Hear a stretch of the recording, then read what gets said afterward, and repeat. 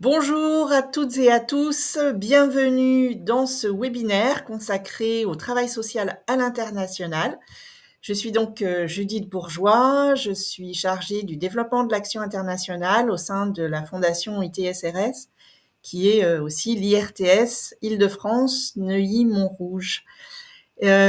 Pour animer ce webinaire, je suis en compagnie de ma collègue Émilie, que je vais laisser se présenter.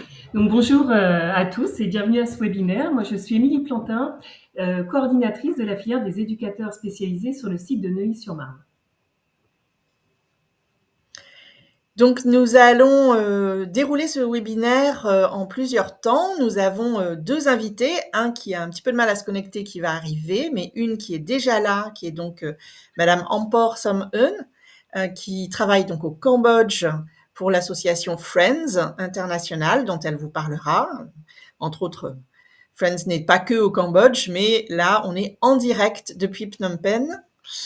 Et puis nous aurons ensuite Raphaël Akoli qui travaille lui à Brazzaville, donc en République du Congo, au sein du ministère des Affaires sociales, où il coordonne plusieurs programmes dont il nous parlera également. Et ça nous donnera l'occasion donc d'avoir une vision des activités du travail social à l'étranger et de comment du coup les travailleurs sociaux agissent et sont formés peut-être dans ce cadre-là. Vous pouvez poser des questions par le biais de la petite fonction questions. Voilà, on essaiera d'y répondre. On essaiera de répondre à toutes les questions, mais plutôt à la fin. Donc, nous allons d'abord dérouler la présentation de Madame Som Eun et il y aura quelques questions, puis celle de Raphaël Akoli, quelques questions, et ensuite on prendra l'intégralité ou presque de vos questions. Merci beaucoup de votre attention par avance et je vais donc passer tout de suite la parole à Madame Amperson. Bonjour, bonjour à tous. Donc, mon nom est Ampor. Donc, en effet, je travaille en fait pour Friends. Ça fait déjà un peu plus de 10 ans. Je suis en fait coordinatrice en fait des programmes. Je suis basée en effet au Cambodge, mais l'organisation en fait ne rayonne pas que au Cambodge et je vais vous le présenter en fait maintenant. Friends International, alors contrairement en fait à son nom, c'est une ONG en fait française, loi 1901, qui a été créée en 1994 à Phnom Penh au Cambodge. Et cette organisation en fait a été fondée en réponse au nombre important d'enfants des rues laissés pour compte après le génocide et les nombreuses années en fait de conflits et de guerres civiles. Le premier programme en fait que Friends a créé s'appelle Mitsamlan et ça signifie en fait en cambodgien ami.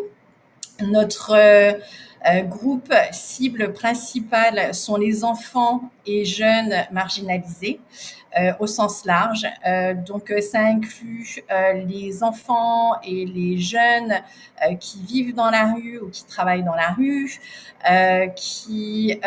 ce sont aussi les jeunes migrants, ce sont les toxicomanes, c'est aussi en fait les jeunes et les enfants qui sont en conflit avec la loi ou qui sont en prison, c'est les enfants déscolarisés et c'est aussi les jeunes en fait qui sont sans emploi.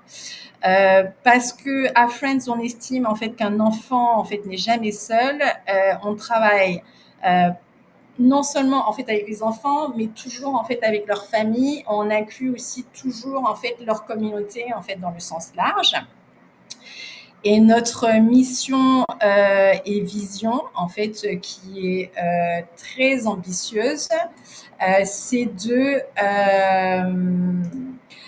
construire un avenir où tous les enfants seraient protégés de toutes les formes d'abus, d'exploitation ou de maltraitance pour qu'ils puissent devenir des citoyens fonctionnels et productifs de leur pays et qui puisse contribuer à un monde plus pacifique et plus équitable et plus durable. Pour ce faire, nous avons créé en fait 3 programmes interdépendants qui se sont créés en fait sur la base en fait de plusieurs observations. Donc le premier programme qui a été créé s'appelle 3PC International, qui est un programme en fait de partenariat pour la protection des enfants. C'est né en fait d'un constat que sur la même zone géographique, il y a un certain nombre en fait d'ONG et de services en fait pour les bénéficiaires en fait qui sont offerts sans aucune coordination, ce qui peut créer en fait des problèmes en fait de concurrence ou de overlap entre les services.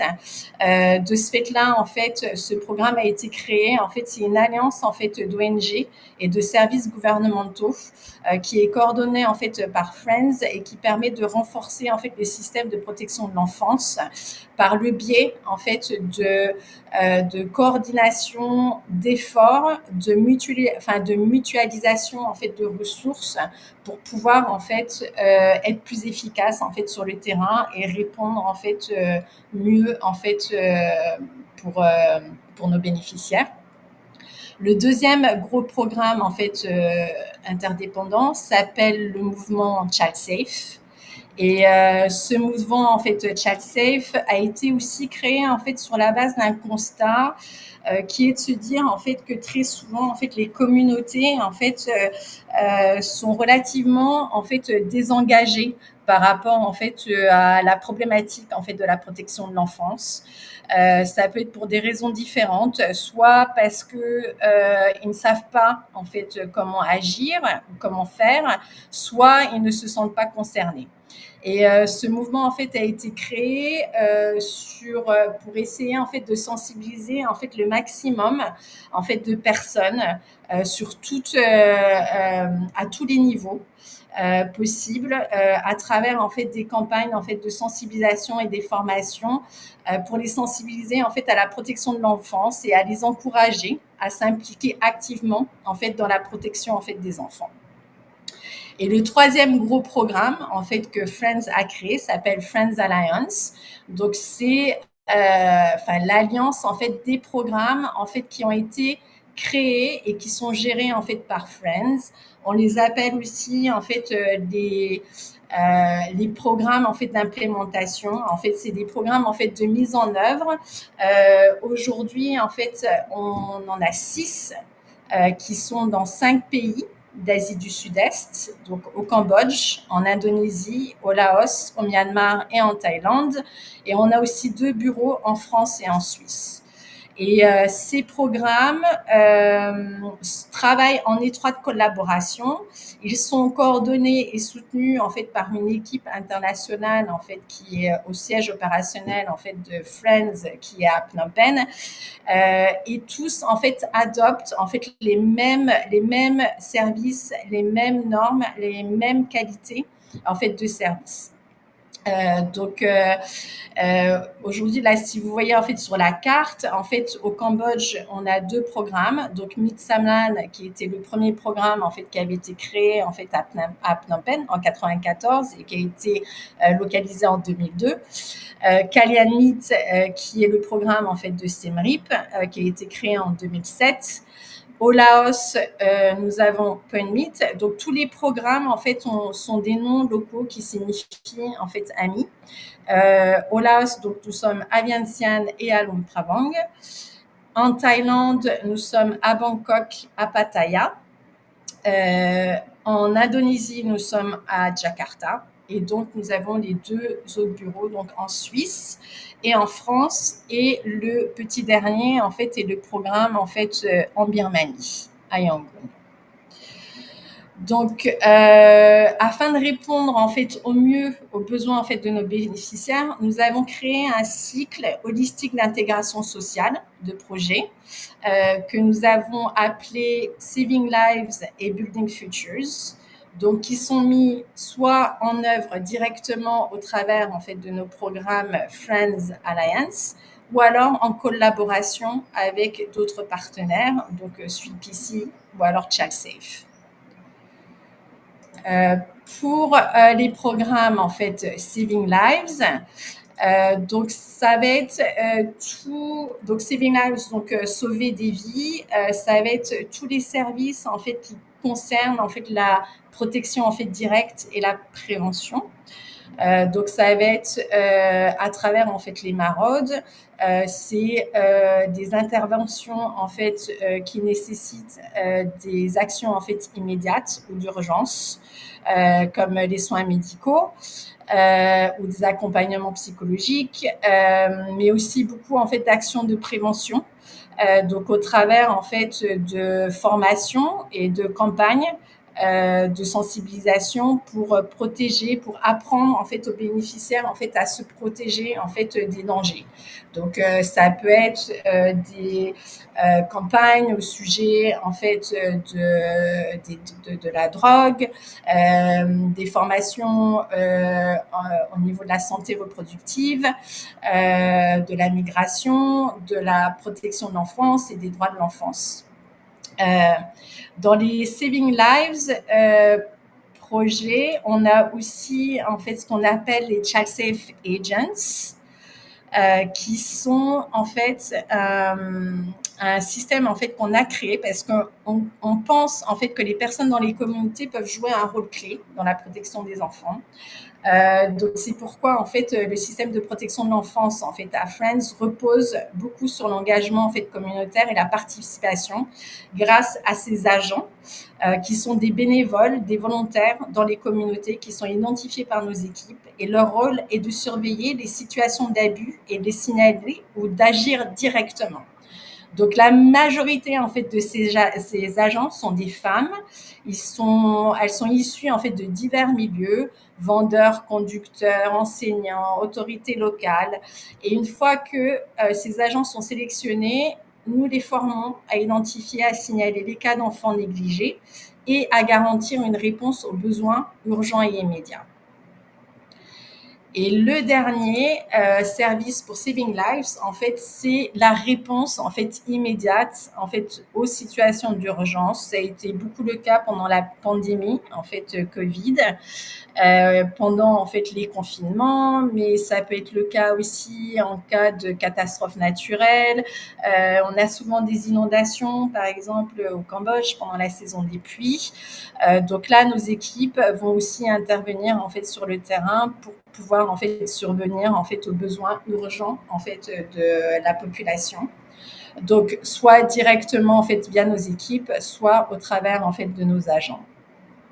Une fois que les bénéficiaires en fait sont plus stabilisés, on peut travailler avec eux en fait sur leur avenir. Et donc là, on est sur la deuxième partie en fait de projet qu'on appelle Building Futures. Donc c'est comment en fait aider nos bénéficiaires à construire un avenir en fait meilleur. Et là, on a toute une panoplie en fait de services ici aussi. Donc, à commencer en fait par les jeunes enfants. Donc, ça va être l'accès, s'assurer en fait qu'ils ont accès à l'éducation et s'assurer en fait que qu'ils puissent rester le plus longtemps possible dans le milieu scolaire. Pour les plus âgés, les ados et jeunes adultes, on va les aider à développer leurs compétences techniques au travers de formations professionnelles, au travers d'apprentissage et aussi réinsertion en fait en emploi.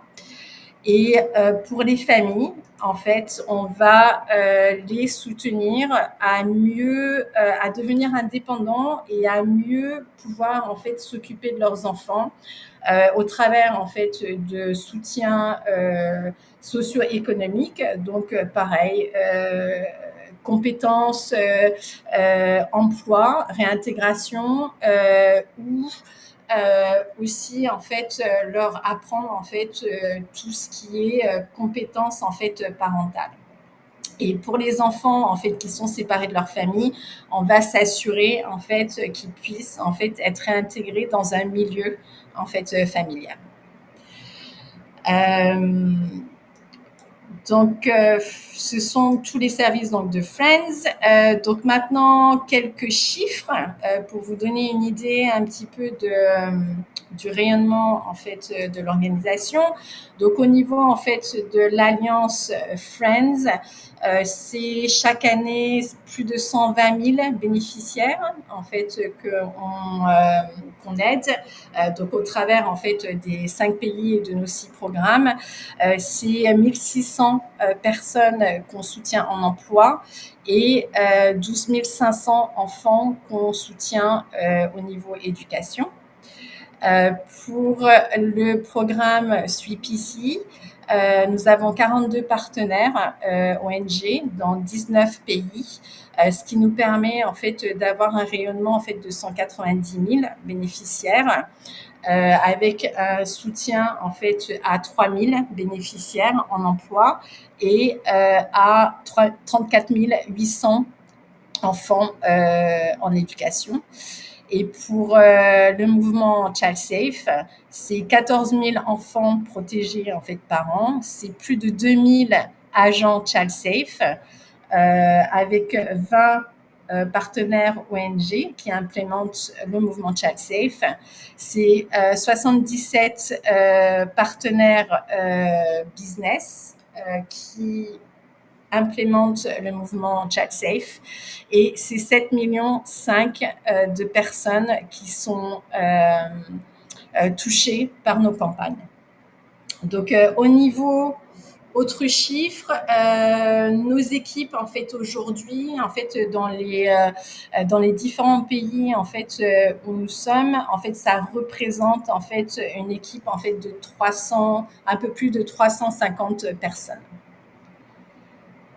dans les différents pays. Donc voilà, c'est la présentation en fait de Friends, de ce qu'on fait, et je pense en fait que maintenant j'enchaîne en fait sur un peu plus en fait de contexte sur le Cambodge et le travail social. Donc rapidement, en fait, le contexte du Cambodge, donc c'est en quelques chiffres. En population, c'est aujourd'hui 18 000 personnes en population.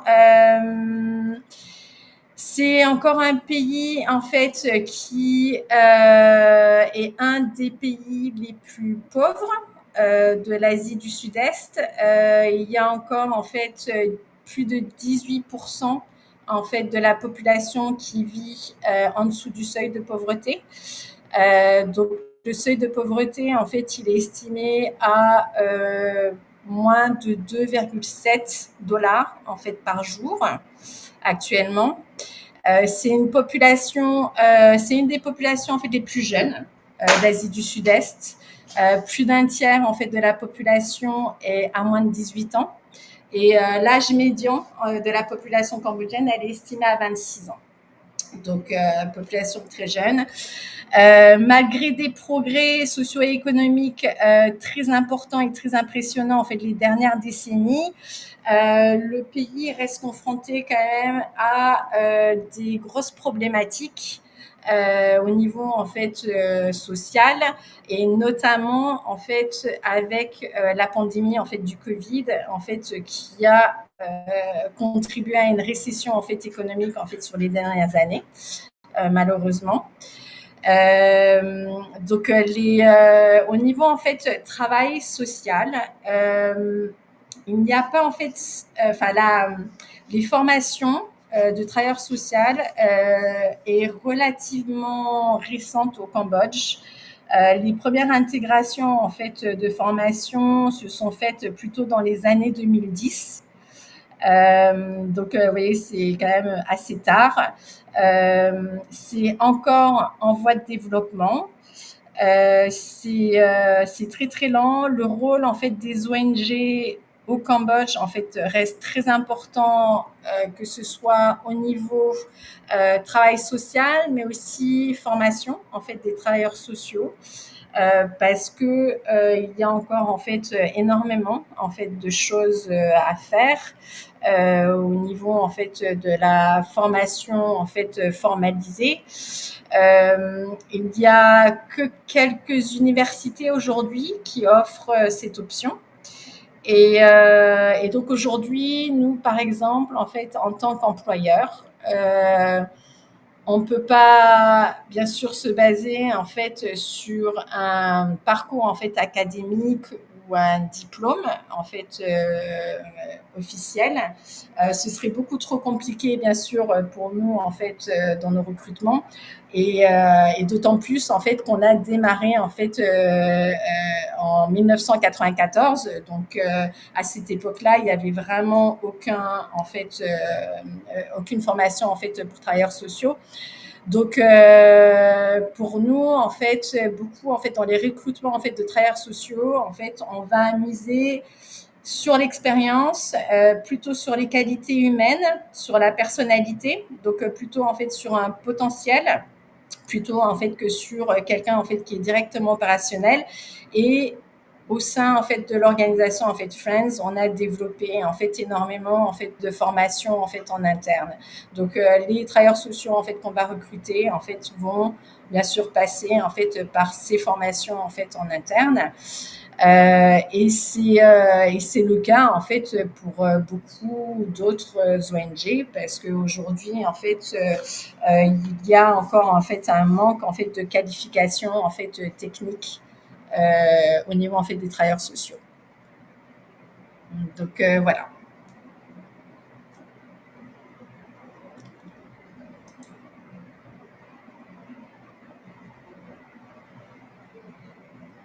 Je vous entends pas, Judith. C'est mon micro. Ça y est, c'est revenu. Oui, d'accord, ok. Donc, merci pour cette présentation très riche, donc qui nous fait plonger dans l'Asie du Sud-Est. Et voilà, il nous donne une belle vision de ce qui se passe sur le terrain au profit des enfants. Je crois qu'il y a déjà une première question qu'on va peut-être relayer, Émilie, et puis je propose qu'ensuite on bascule sur la présentation de Raphaël, et ensuite je pense qu'il va y avoir des questions qui vont se croiser par rapport à ces deux présentations et ces deux contextes. Donc, Émilie, je te laisse relayer la question qui est arrivée. Déjà, là. merci beaucoup, Amport. Et la question vient de Sylvain, qui demande quels sont les liens avec l'ONU et plus politique peut-être avec l'État cambodgien en termes de bienveillance, de soutien, d'hostilité. Alors, au niveau en fait de l'ONU, on travaille énormément en fait avec l'UNICEF. Donc particulièrement en fait au Cambodge. L'UNICEF en fait s'est retiré en fait d'une manière opérationnelle en fait du Cambodge depuis quelques années et en fait reste pour des financements. Et travaille en fait énormément en fait avec nous. Donc on est un petit peu en fait on implémente en fait les services en fait pour UNICEF. Donc UNICEF en fait c'est un de nos donateurs en fait principal et ça a toujours été en fait un partenaire privilégié, pas seulement au Cambodge mais en fait dans tous les pays où on opère parce que très souvent en fait on fait du travail de consultance avec pour UNICEF, notamment justement sur des formations en protection de l'enfance, soit pour d'autres ONG dans d'autres pays, soit pour les gouvernements. Donc les UN en fait pour nous en fait c'est un acteur en fait très important. Avec qui on travaille énormément. Au niveau du gouvernement cambodgien, alors c'est un peu compliqué. On travaille beaucoup avec eux parce que on est établi en fait là-bas, on est forcément grec, en fait on a tous les accords en fait avec eux. Moi, je suis Ce qui est un petit peu compliqué en fait sur ces derniers temps, en fait, c'est quand le gouvernement en fait change. Et ça a été en fait le cas il y a quelques années où le premier ministre père en fait a nommé en fait son fils et il y a eu un changement en fait dans tous les ministères et du coup ça va créer en fait un petit peu un gap, mais d'une manière générale on travaille relativement bien avec eux. Enfin, on a une bonne réputation, on est bien reconnu. Donc ça, c'est pour la vitrine. Après, voilà, je vous cache pas, en fait, dans la réalité des choses, au quotidien, c'est pas toujours facile, notamment en fait sur le travail social au quotidien qui nécessite l'implication du gouvernement, en fait, des autorités locales pour des actions ou par exemple pour la réintégration en fait dans les familles. Où on aimerait en fait que le gouvernement en fait fasse plus que ce qu'ils font. Donc on essaye en fait de les encourager à faire avec. Mais oui, c'est pareil. En fait, c'est un acteur en fait clé aussi pour nous en fait dans nos activités. Mais c'est pas du tout en fait conflictuel. Alors merci beaucoup, cette réponse, enfin cette question et cette réponse me permettent de faire le lien avec Raphaël Akoli, même si voilà, il y a d'autres questions qui sont posées pour le Cambodge, on y reviendra, mais justement parce que Raphaël Akoli, lui, travaille au sein du gouvernement, et donc c'est une autre approche du travail social, un autre système. Et donc, je vais le laisser se présenter dans ses fonctions et lancer sa présentation. Enfin, Louise va lancer la présentation pour qu'on comprenne du coup le contexte du Congo et ce qui s'y passe en matière d'affaires sociales et de travail social. Donc, bonjour Raphaël, bienvenue parmi nous et eh bien, vous avez la parole. Merci beaucoup, Judith. Merci. Ok, merci beaucoup. Bonjour à tous. Je suis Raphaël Akoli. Je m'occupe au niveau du ministère des Affaires sociales, de la solidarité et de l'action humanitaire du Congo. Je suis le directeur des études et de la planification. Donc, je suis directement rattaché au cabinet du ministre des Affaires sociales. Donc, en matière d'études et de planification dans le domaine du travail social, c'est ma responsabilité.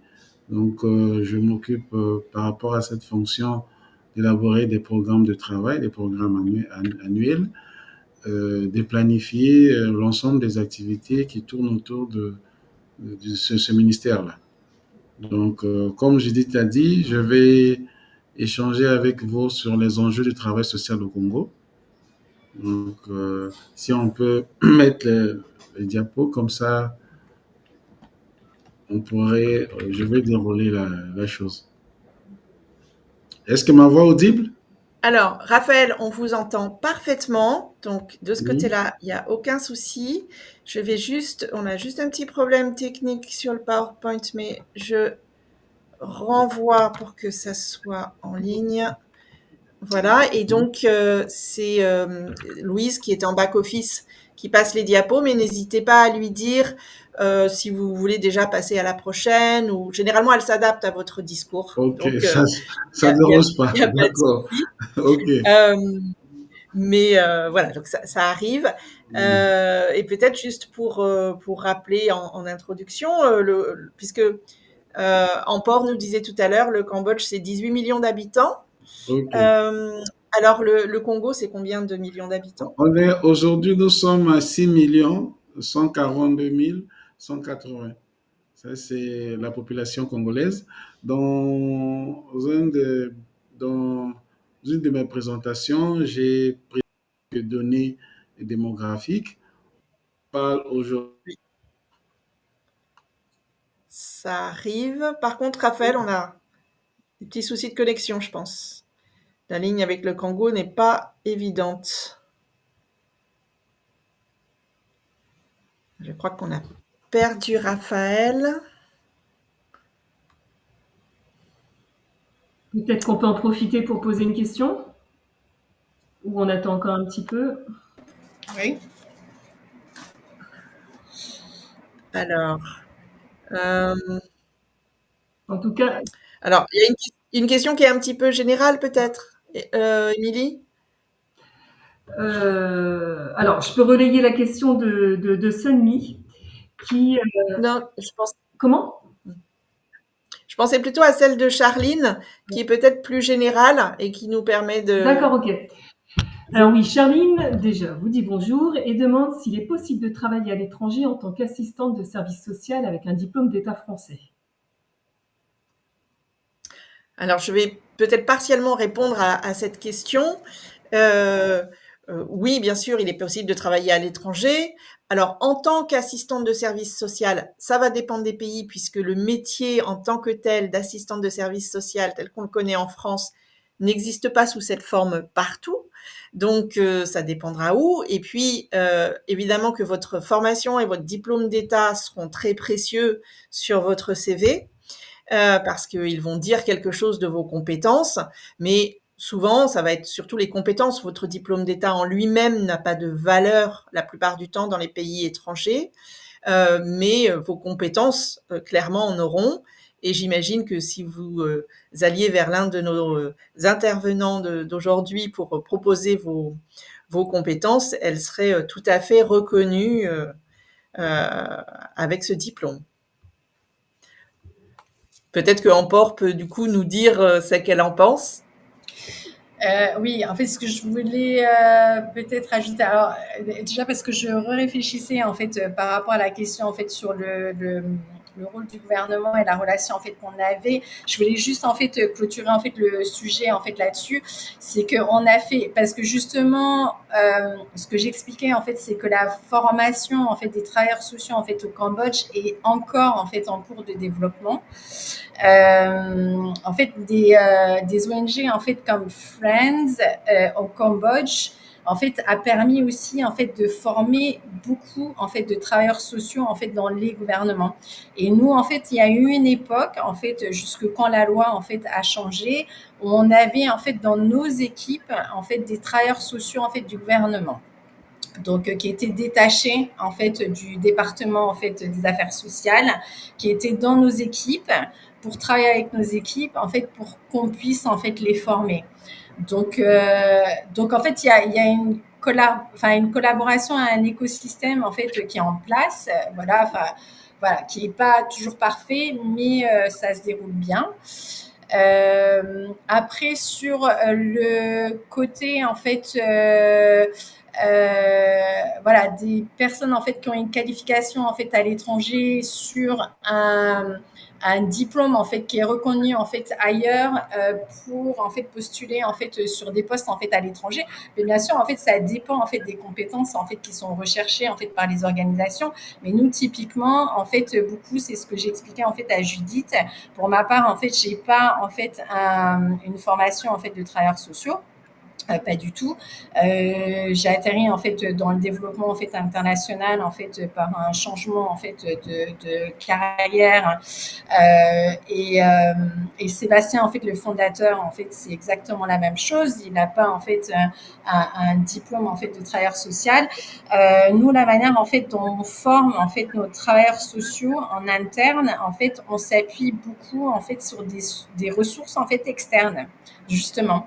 Donc en s'appuyant en fait sur des expertises en fait techniques qui viennent d'ailleurs, donc qui peuvent venir en fait de France. On a eu des travailleurs sociaux en fait qui venaient en fait d'Australie, des travailleurs sociaux qui venaient d'Angleterre ou de France, qui nous ont aidés à mettre en place en fait nos formations, des outils en fait pour nos travailleurs sociaux. Et du coup, est-ce que je peux vous demander concrètement ce qu'il y a dans cette formation? Ces formations, alors déjà, elles sont bien sûr en fait sur mesure en fait pour Friends parce que j'imagine en fait chaque organisation après a ses modes opératoires. Je pense que Friends en fait a ses propres modes opératoires, donc c'est vraiment en fait des formations en fait internes spécifiques à nos modes opératoires, ça va être, on a en fait toute une panoplie en fait de formations qu'on appelle en fait les formations en fait de base, en fait pour toute personne en fait qui intègre en fait l'organisation. Ça va être la comment travailler en fait avec des enfants, comment travailler en fait avec des jeunes adultes qui ont des problèmes, comment adresser en fait les problèmes en fait de communication. Donc ça va vraiment en fait être des formations en fait de base. On va pas reprendre en fait un curriculum en fait académique en fait de travailleurs sociaux, mais ça va être des formations en fait qui vont être très opérationnelles et très pragmatiques en fait pour nos besoins en fait de terrain. D'accord. Merci beaucoup. Et je crois que Raphaël est revenu. Merci. Raphaël a réussi à nous rejoindre. Oui, justement, il y avait un problème de connexion. Je sais pas, ça a coupé d'un coup, j'ai pas compris. Il y a pas de souci, c'est les lois du direct, voilà. Donc, mais en tout cas, Raphaël, Ah, voilà, ça, vous êtes ok. là, Donc, votre aspect là, donc on peut y merci. aller. Merci beaucoup. Ok. Donc, l'exposé que je fais, c'est sur les enjeux du travail social en République du Congo. On va passer au plan de ce que je vais échanger avec vous. C'est juste se donner une idée de la localisation du Congo.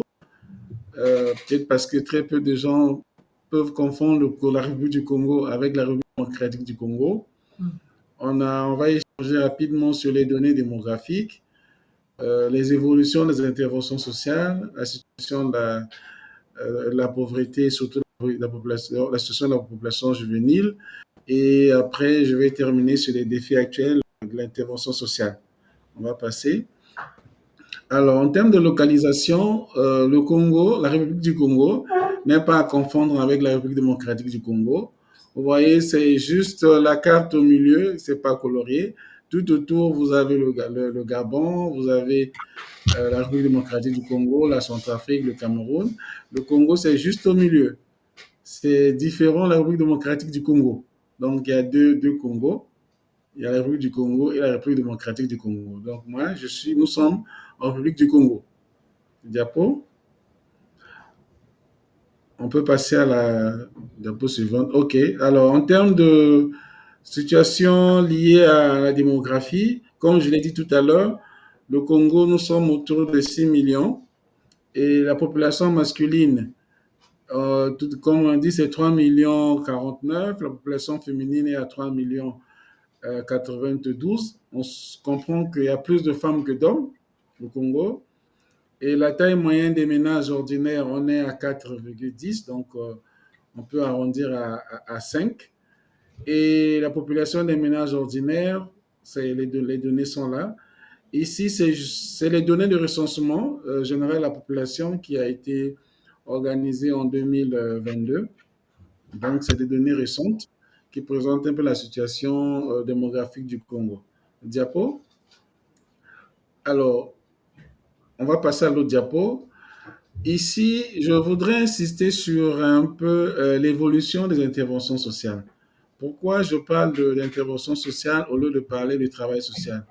Alors, ici, le travail social a intervenu peut-être bien après, en termes de concept de travail social, mais à l'époque, on parlait des interventions sociales parce que c'était lié au service social qui fut institué par une loi depuis 1943.